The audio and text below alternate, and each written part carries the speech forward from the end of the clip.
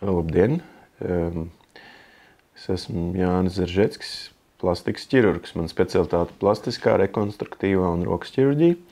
Šodien es varētu jums izstāstīt par operācijām, kas saucas mastopeksija, jeb arī krūšu formas korekcija.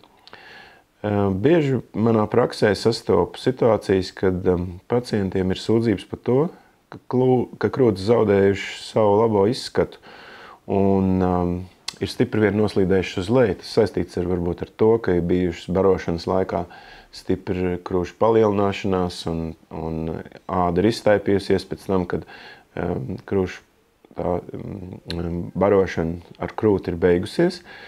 Tad krūtis samazinās un attālums no atslēgas kaula līdz krūtsgalam palicis ļoti liels un areolas projekcija ir zemāka nekā tai būtu jābūt.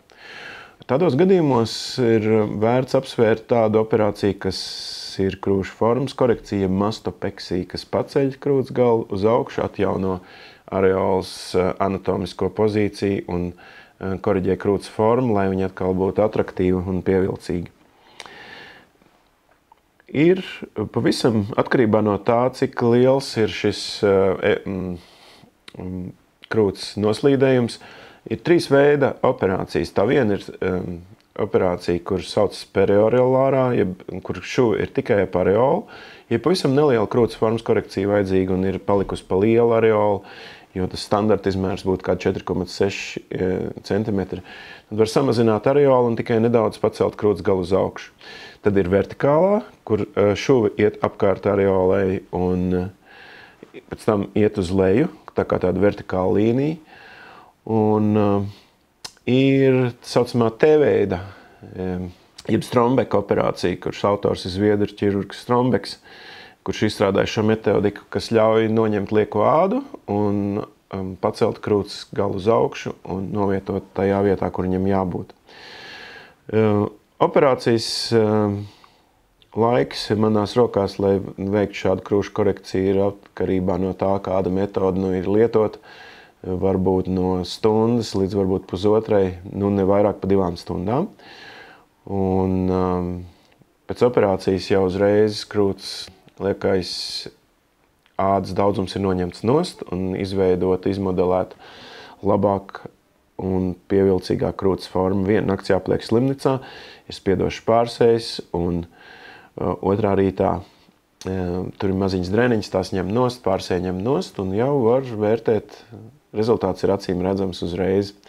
Visbiežāk mēs lietojam šuvas, kas pašas uzsūcās. Tas nozīmē, ka pacientam jāvalkā stingrs krušturss un šuvu dzīšanas laiks ir apmēram 10 dienas. Pēc tam jānāk vēlreiz uz pārbaudēm.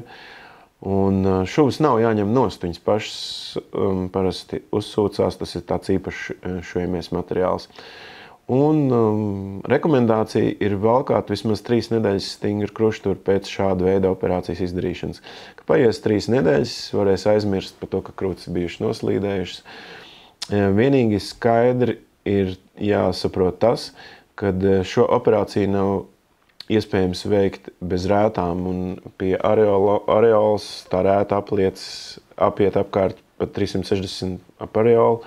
Ja ir vertikālā mastopeksija, tad viņi arī turpinās vēl uz leju. Ja ir T-veida, tad ir noslēpta zemkrūtes krokā šī te rēta. Un jāsaprot, ka to rētu nevarēs nekādīgi dabūt ārā. Un, protams, tā nav dzelzceļš, varbūt citi baidās, ka būs dzelzceļa smuka negalīta tā šuva. Viņa ir tieva, kosmētiskā šuvīta.